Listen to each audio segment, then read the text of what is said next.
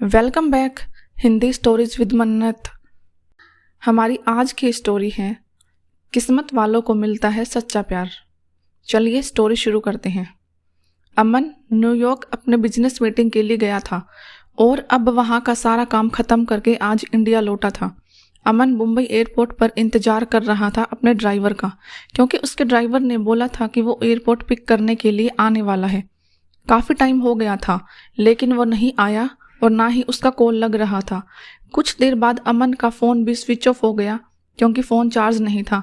इंतज़ार करते करते बहुत टाइम हो गया था तो अमन ने सोचा कि वो टैक्सी से ही चला जाए। फिर वो अपना सारा सामान लेकर एयरपोर्ट से बाहर निकला और टैक्सी की राह देख रहा था कि कोई आए। तभी एक टैक्सी आते देख अमन उससे हाथ दिखाकर रोका और जैसे ही बैठने गया तो एक लड़की दूसरे साइड से टैक्सी में बैठ गई। अमन ने कहा कि ये टैक्सी उसने रोकी है तो वो बोली, तो क्या हुआ, बैठी तो मैं पहले ना, आप दूसरी टैक्सी ले लो। अमन ने फिर उससे कहा कि आपको किस तरफ जाना है। उसने कहा मैं कहीं भी जाऊं, आपको उससे क्या मतलब। उसकी ये बात सुनकर अमन को थोड़ा गुस्सा आने लगा। एक तो मैं कब से इंतजार कर रहा हूँ, ड्राइवर नहीं आया मेरा और ये इधर मुझसे बहस कर रही है। फिर अमन भी टैक्सी में बैठ गया और बोला भैया चलो। वो लड़की ज़्यादा कुछ नहीं बोली और आगे चल के उसका घर आ गया तो वो अमन से पहले ही उतर गई और अमन आगे निकल गया टैक्सी में। फिर जब अमन को प्यास लगी तो वो पानी पीने के लिए पीछे वाली सीट से पानी की बोतल लेने गया तो देखा उधर एक छोटा सा हैंड पर्स था जिसमें एक पैन कार्ड, आधार कार्ड और एक छोटी सी डायरी थी। वो पर्स उस लड़की का था। अमन ने ड्राइवर को बोला कि देखो ये उस लड़की का पर्स इधर छूट गया है, तुम इससे पुलिस स्टेशन में जाके जमा कर देना। फिर वो ड्राइवर बोलने लगा कि नहीं साहब, मैं नहीं पढ़ना चाहता ये पुलिस के चक्कर में। वो 10 सवाल पूछते हैं, बार बार पुलिस स्टेशन बुलाते हैं। मैं ठहरा एक ड्राइवर, दिन भर गाड़ी चला के कुछ पैसे कमाता हूँ। अगर पुलिस स्टेशन के ही चक्कर काटते रह गया तो खाऊंगा क्या। साहब ये काम आप ही कर दो, आप पुलिस स्टेशन जाके जमा कर देना। फिर अमन ने सोचा ठीक है, मैं एक जिम्मेदार नागरिक होने के कारण ये तो कर ही सकता हूँ। और फिर अमन का घर आ गया। अमन ड्राइवर को उसका भाड़ा देकर उतर गया। अमन के घर में अमन के अलावा उसके मम्मी पापा रहते हैं। अमन उनसे मिला, उनका हाल चाल लिया और पूछा कि ड्राइवर आया क्यों नहीं एयरपोर्ट पर मुझे लेने। तो माँ ने बताया कि रास्ते में गाड़ी खराब हो गई थी तो उसने तुम्हें कॉल किया लेकिन तुम्हारा फ़ोन ऑफ था। तो उसने घर पर कॉल करके बताया कि वो गाड़ी ठीक करवाने के लिए जा रहा है। अमन ने कहा ठीक है और अपने कमरे में चला गया आराम करने। जब अमन शाम को सोकर उठा तो अपना कमरा ठीक करने में जुट गया जो कि बहुत बिखरा हुआ था। तभी अमन को वो उस लड़की का पर्स दिखा जो उसे गाड़ी में मिला था। अमन ने उसे खोला तो उसमें डायरी थी। उसे निकाल के देखा, उसमें कुछ फ़ोन नंबर लिखे हुए थे। उनमें एक नाम था नीतू। अमन ने उस नंबर पर कॉल किया और उससे बोला कि मुझे एक पर्स मिला गाड़ी में जिसमें ये डायरी है, उसमें तुम्हारा नाम और एक पैन कार्ड और आधार कार्ड भी है। उसने पूछा कि आधार कार्ड पर नाम क्या है। अमन आधार कार्ड पर देख कर और बोला निशा। तो सामने से वो लड़की बोली हाँ ये मेरी दोस्त का पर्स है, वो मुझे बोल रही थी कि उसका पर्स कहीं खो गया है। उसे बता देती हूँ और आपका नंबर भी दे देती हूँ, वो आपको कॉल कर लेगी। अमन ने कहा ठीक है। थोड़ी देर बाद एक नंबर से कॉल आता है। फ़ोन उठाते ही सामने से एक लड़की बोलती है मेरा पर्स आपके पास है। अमन ने कहा आप कौन। तो वो बोली वही जिसका पर्स आपके पास है, जिसमें मेरा कुछ बहुत ज़रूरी सामान है। अमन ने कहा हाँ मेरे पास है, तुम उसे टैक्सी में भूल गई थी। वो बोली हाँ, कल आप मुझे दिल्ली कैफ़े में मिलकर उसे लौटा सकते हैं। मैंने कहा हाँ। उसने थैंक यू बोलकर कॉल रख दी।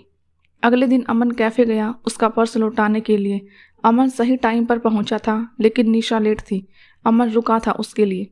कुछ देर बाद वो आई। आज वो बिल्कुल ही अलग लग रही थी कल से। उसके लंबे घने बाल थे जो खुले हुए थे। उसने सफ़ेद और नीले रंग का सलवार कुर्ता पहना था। कानों में सुंदर से झुमके थे। अमन उसे बस देखता ही रह गया। वो धीरे धीरे अमन की तरफ चली जा रही थी। अमन का ध्यान ही नहीं था, वो बस उसे देखे जा रहा था। फिर वो बोली हेलो, ध्यान कहाँ है आपका, मैं कुछ पूछ रही हूँ। तो अमन जल्दी से उठ गया और बोला हाँ आओ, मैं तुम्हारा ही वेट कर रहा था।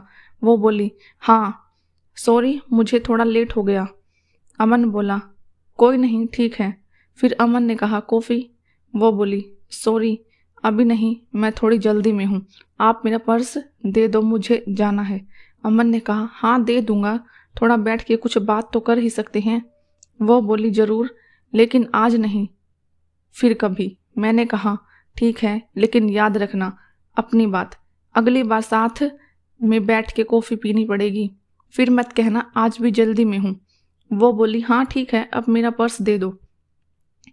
अमन ने उसका पर्स दे दिया और बोला मैं तुम्हें कॉल कर सकता हूँ ना अगली बार मिलने के लिए। वो बोली हाँ, और चली गई।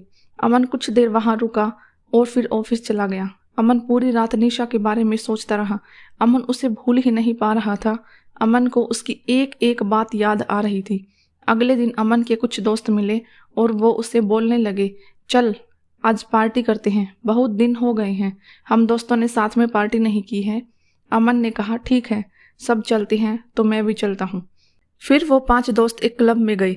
वहाँ पर सबने बहुत डांस किया, फिर थोड़ा ड्रिंक भी किया। तभी अमन की नज़र एक लड़की पर गई जो लगातार बहुत ड्रिंक कर रही थी। अमन ने ध्यान से देखा तो वो और कोई नहीं, निशा थी। आज वो बहुत ही अलग लग रही थी।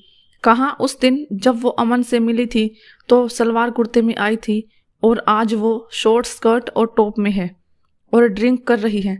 अमन तो बिल्कुल ही चौंक गया उसे देखकर। अमन उसके पास जा ही रहा था उससे बात करने के लिए कि तब तक उसके दोस्त उसका हाथ पकड़कर डांस करने के लिए लेकर गए। अमन की नज़र निशा पर ही थी, लेकिन थोड़ी ही देर में वो वहाँ से कहीं चली गई। फिर अमन ने उसे क्लब में इधर उधर देखा, लेकिन वो नहीं मिली। घर जाकर अमन ने उसे कॉल किया, वो कॉल भी नहीं उठा रही थी।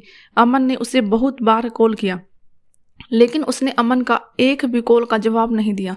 अगले दिन फिर अमन उसी टाइम पर क्लब गया ताकि वो आज आए तो वो उधर ही उससे पूछ लेगा। अमन अंदर जाकर वेट कर रहा था, लेकिन वो नहीं आई आज। फिर अमन ने उसे कॉल किया। इस बार उसने कॉल उठाया। कॉल उठाते ही अमन ने उससे पूछा कहाँ हो तुम। वो बोली क्यों, क्या हुआ।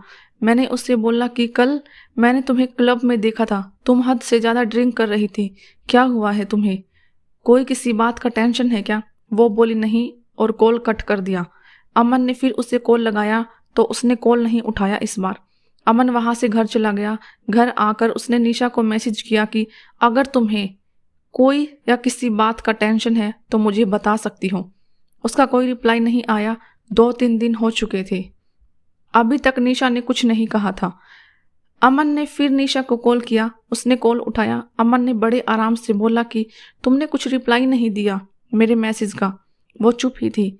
अमन ने फिर बोला ऐसे चुप मत रहो, कुछ बोलो, कोई परेशानी हो तो बताओ, मैं तुम्हारी मदद कर सकता हूँ। फिर अमन ने कहा अच्छा चलो कल उसी कैफ़े में मिलो, तुम्हारी कॉफ़ी बाकी है एक मुझ पर। उसने कहा हाँ ठीक है, बोलकर कॉल रख दिया। अमन बड़ी बेचैनी से कल का इंतजार कर रहा था। अगले दिन वो सुबह सुबह उठा, अच्छे से तैयार होकर निशा से मिलने के लिए निकला। आज अमन खुद टाइम से पहले आकर इंतजार कर रहा था। थोड़ी ही देर में निशा आई। वो बहुत सुंदर दिख रही थी। आज उसने जींस टॉप पहना था और बाल वैसे ही खुले थे। वो जैसे जैसे आगे आ रही थी चलकर, उसके बाल उसकी आंखों की तरफ आ रहे थे। वो उन्हें ठीक करती हुई आ रही थी। वो आके अमन के सामने वाली कुर्सी पर बैठ गई। वो शांत थी। अमन ने पूछा कॉफ़ी। वो हल्की सी मुस्कान के साथ बोली हाँ। अमन ने वेटर को कॉफ़ी के लिए बोला और निशा से बोला चलो अब बताओ क्या बात है जिससे तुम परेशान हो। पहले तो वो कुछ नहीं बोल रही थी, फिर अमन ने कहा बोलो कुछ। वो बोली कि मैं मुंबई में अकेली रहती हूँ, यहाँ मैं अपना करियर बनाने के लिए आई थी। ये बोलते बोलते वो चुप हो गई। मैंने कहा हाँ आगे बोलो, इसमें क्या हुआ, ये तो बहुत अच्छी बात है, तुम अपने करियर पे इतना ध्यान दे रही हो। फिर वो बोली लेकिन अब नहीं हो पा रहा है, मेरा काम में बिल्कुल ध्यान नहीं रहता, मुझे अपने बॉस से बहुत बार अब डांट सुननी पड़ती है, और उसने तो ये तक कह दिया है कि अगर ऐसा ही चलता रहा तो वो मुझे नौकरी से निकाल देगा। 2 महीने हो गए हैं मेरे इस बर्ताव से, मुझे रोज डांट सुननी पड़ती है। मैंने उससे पूछा ऐसा क्या हो गया है कि तुम इतनी परेशान रह रही हो। वो चुप हो गई फिर से। फिर थोड़ी देर बाद बोली मुझे कैंसर हो गया है। ये सुनकर अमन घबरा गया। आगे वो बोलती रही 2 महीने पहले मैंने चेकअप करवाया था तो डॉक्टर्स ने बोला कि मुझे कैंसर हो गया है, अभी 2nd स्टेज पर है। ये सुनकर मैं तब से परेशान रहती हूँ कि कैसे मैं सब करूँगी। मेरा इस दुनिया में कोई नहीं है, बचपन से ही मैं अनाथ हूँ, बस कुछ ऑफिस के दोस्त हैं। मैं ये बात अपने ऑफिस में भी नहीं बता सकती कि अगर बॉस को पता चला तो वो मुझे कहीं नौकरी से ना निकाल दे। 3 महीने पहले ही मेरा प्रमोशन हुआ था, मुझे हेड ऑफ द डिपार्टमेंट बनाया है और ये सब हो गया। अब क्या करूं, कुछ समझ नहीं आ रहा। ये सब सुनकर अमन ने धीरे से उसका हाथ अपने हाथ में लिया और बोला, तुम अकेली नहीं हो, मैं तुम्हारे साथ हूँ। वो चुपचाप अमन की ओर देखने लगी। अमन ने कहा, हाँ तुम सही सुन रही हो, मैं तो उसी दिन से तुम्हें पसंद करने लगा था जिस दिन तुम अपना पर्स लेने के लिए मुझसे मिलने आई थी। ये सुनकर उसने अपना हाथ पीछे कर लिया। अमन ने पूछा, क्या हुआ, हाथ क्यों हटा लिया तुमने? वो बोली, नहीं ये सब ठीक नहीं है, मेरी जिंदगी का भरोसा नहीं है और मैं तुम्हें मेरी वजह से कोई परेशानी नहीं दे सकती। अमन ने उसे प्यार से समझाया कि नहीं, तुम मुझे कोई परेशानी नहीं दे रही हो, मैं तुम्हारा ध्यान रखना चाहता हूँ, तुम्हें अपनी जिंदगी का हिस्सा बनाना चाहता हूँ, मैं हमेशा तुम्हारे साथ रहूँगा, कभी तुम्हें अकेला नहीं छोड़ूंगा। वो बोली, नहीं तुम समझो, कल को पता नहीं मैं रहूं या ना रहूं, तुम क्यों खुद को किसी भी परेशानी में डाल रही हो। अमन ने उसे बहुत समझाया लेकिन वो नहीं मानी और चली गई। अमन उसके पीछे चला गया, उसका हाथ पकड़ के रोका और उससे कहा, तुम्हें कभी भी किसी भी चीज की जरूरत हो तो मैं हमेशा तुम्हारे साथ रहूंगा। और फिर निशा चली गई। अमन उसे रोज उसका हाल चाल पूछता था, वो डॉक्टर के पास चेकअप के लिए गई या नहीं, टाइम पर सब दवाई ले रही है कि नहीं। उस दिन के बाद अमन ने कभी उसे अकेला नहीं महसूस होने दिया। अमन उसे रोज फोन करता था, उसका हाल चाल पूछता था। 4 महीने हो चुके थे ऐसे बात करते करते। एक दिन शाम को फोन पर बात करते करते निशा बेहोश हो गई। अमन उसे पुकारता रहा लेकिन वो कुछ नहीं बोल रही थी। अमन तुरंत उसके घर जाने के लिए निकल गया। उधर पहुंचा तो देखा कि निशा के घर पर कोई नहीं था। फिर उसके पड़ोसियों से पूछा तो पता चला वो उसे हॉस्पिटल लेकर गए हैं।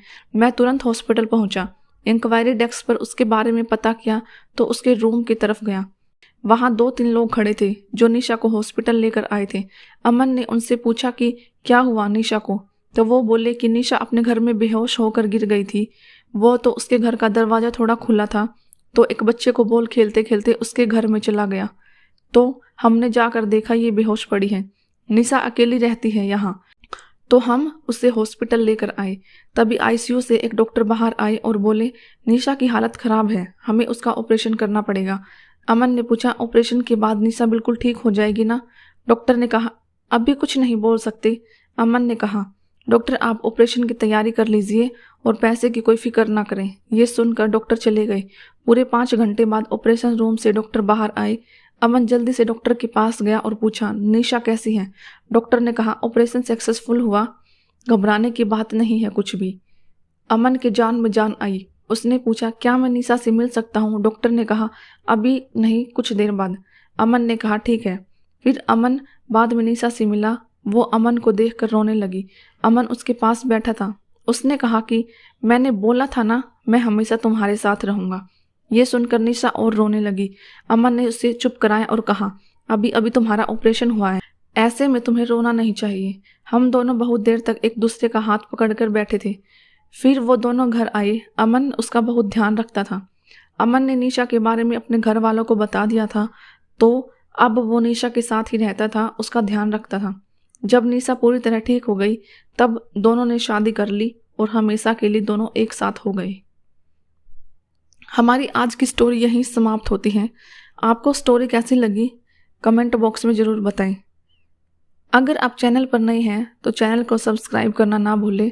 Thank you very much. Have a good day.